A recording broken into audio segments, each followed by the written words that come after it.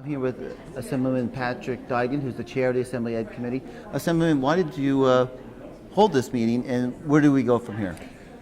Well, you know the old expression, experience is the best teacher. I really wanted to hear, and the committee wanted to hear from those that experienced this devastating storm, which we now call Sandy. Unless you were there, unless you experienced it, there's so many issues that we never really thought about were explored today. And the beginning of coming up with solutions is to find out what the real problems were. So really today was to listen and start to formulate some answers. Anybody that believes they have all the answers when it comes to something like that are deluding themselves. The problems will still develop over time. I mean, we're going to be dealing with the consequences of this storm for the next 2 years at least. And really at this particular point, I just want to start gathering the information. Hopefully we can get the Department of Education involved with some of the solutions, and let's start righting the ship, no pun intended, to solve and address these absolute tragedies that these folks are still living with. Thank you, Chairman. And this is just the beginning. I think we'll see more events like this as the year progresses. The School Boards Association found themselves in a situation where, harkening back to what David Abbott said earlier, people couldn't contact some of these districts, so they called us, literally from all over the state, all over the country, wanting to find out how they could help. So we embarked immediately on a sort of a coordinating role. We contacted every district, high-tech, low-tech, even if we had to go there directly, to find out what their circumstances are. And we've been engaged in an ongoing role of coordinating the people who want to help by providing additional resources or supplies, etc., all across the state. We've heard about all that stuff earlier today. I want to talk about two other things very quickly. In the context of what you don't know that you don't know, we're finding out a lot right now.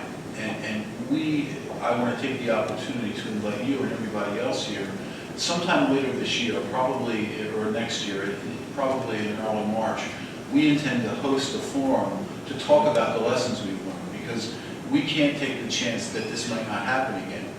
It probably will. We just don't, we hope it doesn't, but it could.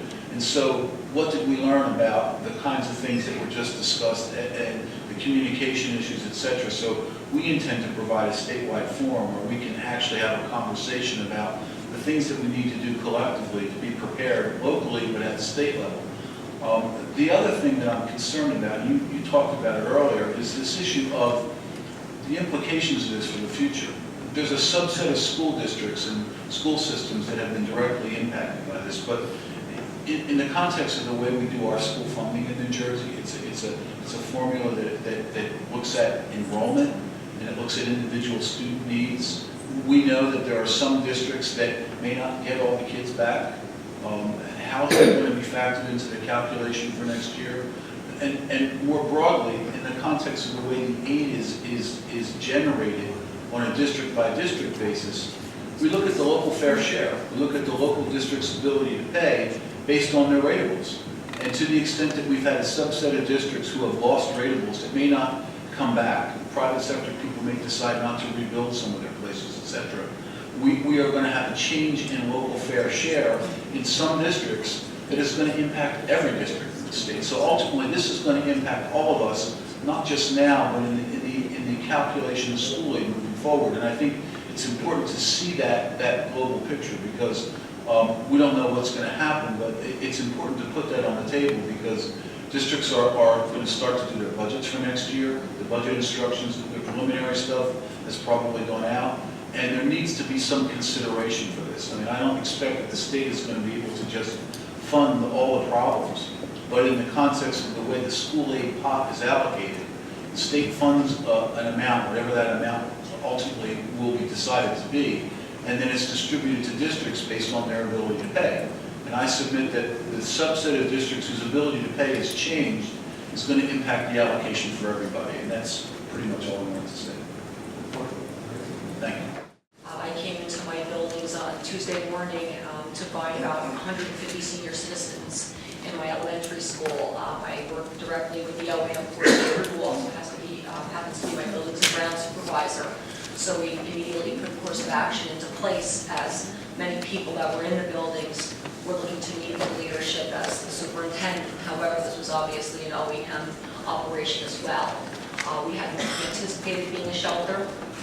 So in essence of about 24 hours to 48 hours, we became a small city of sorts. Anything from medicine to helping seniors get their items from their homes. A whole plethora of services were available to the community. As a result of that, Joe Annibale's district was so impacted, some of his residents ended up staying within my school building as well. Union Beach is a small town in Monmouth County, 1.8 square miles, a working class town of 6,200 people. On October 29th, Hurricane Sandy caused severe damage to the town, destroying at least 150 homes, making them inhabitable, and over 500 homes that sustained substantial damage. The Union Beach School District occupies one school, consisting of roughly 725 students in grades pre-K through 8th grade. Memorial School has been closed and will continue to be closed until at least the month of March due to the enormous damage from Hurricane Sandy. Following the devastation of the storm, collectively, with the hard work of the Board of Education, the administration, and the teachers and staff of Memorial School, we secured and started class instruction in just 10 days in 4 alternate locations. We connected as an administrative team and sat down and delegated what we're going to do. Keyport offered services to Union Beach in terms of housing as many of their students as we could, and we currently have their 6th and 7th grade in Keyport Central School, and we have their 8th grade in Keyport High School. I think in a normal situation, when a student or a family becomes displaced, it goes back to the McKinney-Vento Act, which we are responsible and make every effort to bring that student back to the school of origin. But I'm in a very unique situation where I have 65 displaced families, and it's going to be my job and my responsibility to bring back as many as possible. And this is the dilemma that we face. We're currently making some strides, but we're not reaching everybody. We're a walking district. Some of these children have never been on a school bus before, traveling, let alone on a class trip, but to another school. And these kids have been through a lot, especially these children who lost their homes, and they're going through a lot, who've only done things like break sheetrock for 2 weeks.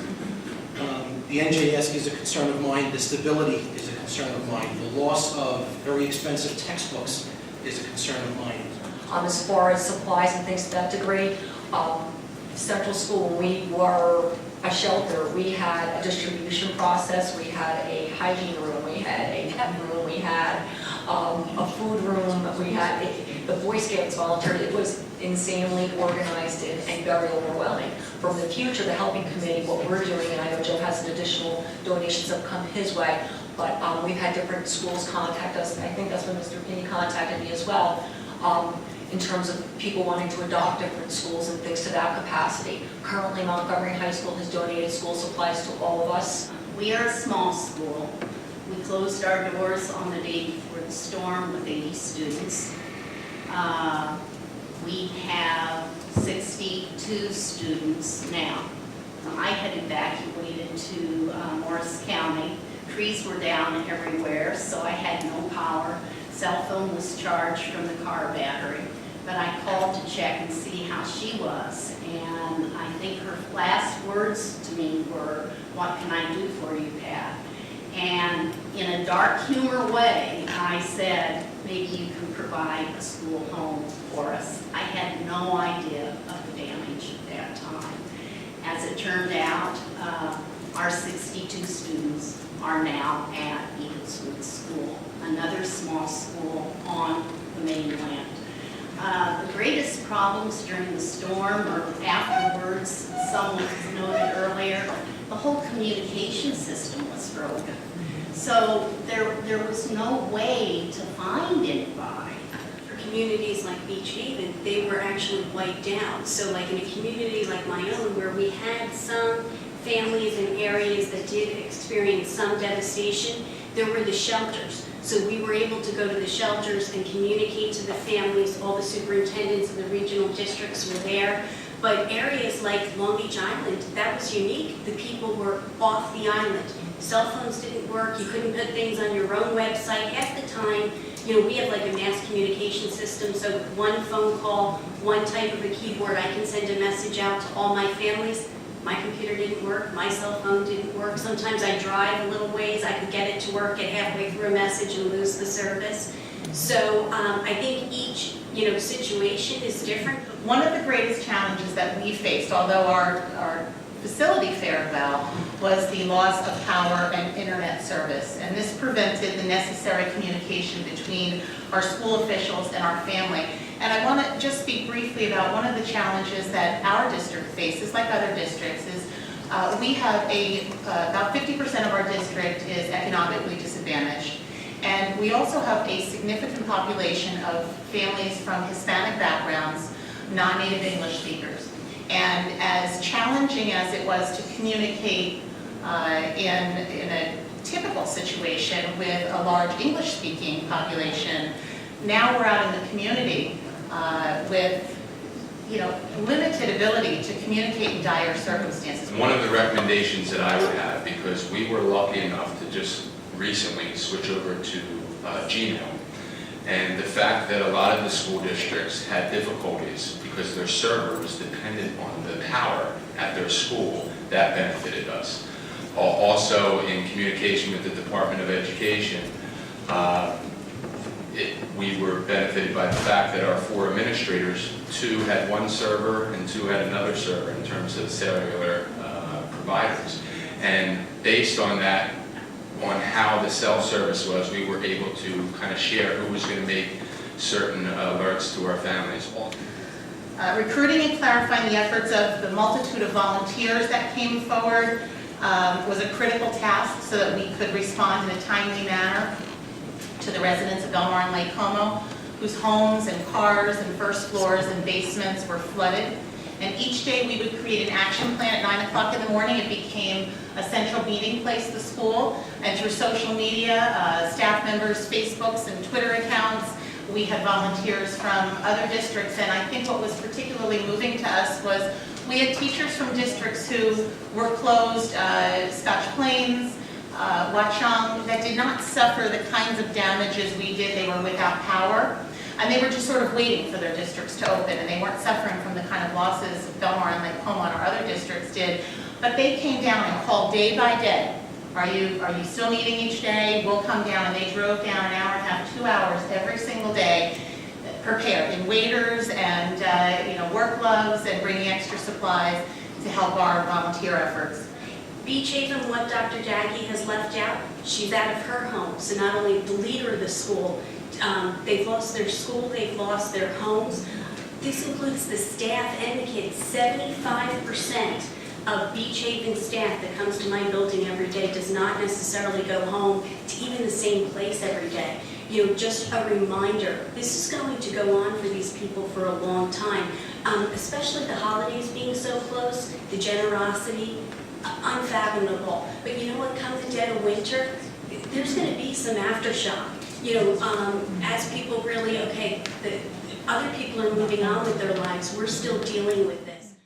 When Memorial School becomes the school of ours again, our families will not be back in town. And that's something that we have to think about, that transportation, that long range, that we get to this mindset that Memorial School will be back to us back in March, but our families will not be back. So that transportation issue, burden, will still be on top of our plate. My concerns are definitively the support to process FEMA requests and things to that capacity. Again, like Joe said, transportation, sending, receiving relationships, and funding, because I will tell you that if Joe's not able, to pay, if UB is not able to do Keyport, that's huge. My budget's only about $17.5 million in total. Approximately $3.5 million could be devastating to us. We did lose that time in instruction, so I'm concerned. I was concerned about Park and being able to implement how this is all going to come down. Essentially, my district, we did do our new infrastructure last year, so we prepared ourselves as much as we physically could, but in terms of being prepared for that testing, it would be wonderful if those timelines could be extended, but I have some of the same concerns that have been mentioned earlier, the 180 days. We are a resort community. If the resort comes back by summer, it's hard to have children in school until the 1st of July. The taxation is a problem. testing. I recall that conversation the first week, how are we going to manage New Jersey gas? One, will the state budget contain provision for municipalities that are unable to collect enough taxes? That's already been said. Two, will municipalities have reevaluations due to storm damage? These are huge issues that are going to go monopolize tomorrow the roundtable in Monmouth County. There's no doubt about it. Three, and this is one that, frankly, I don't have a grasp of. Perhaps some of you do, or somebody can. The McKinney-Vento Homeless Assistance Act is requiring school districts to provide levels of services that have never ever been seen previously. You heard my colleague from Union Beach talk about that. You can't find enough buses, and how do you pay for all those? And all of these students going, one or two students going to various places, wherever they could find a place to live. But it's by law he has to do those things. Would the legislature consider reallocating existing funds from areas not impacted, like those funds, places that's not impacted, to areas of high impact? Often these federal funds do not get exhausted. They're federal funds and they're in various places. It's something that I don't have enough information to give you direction, but it seems to me that perhaps your aides or others could look into that.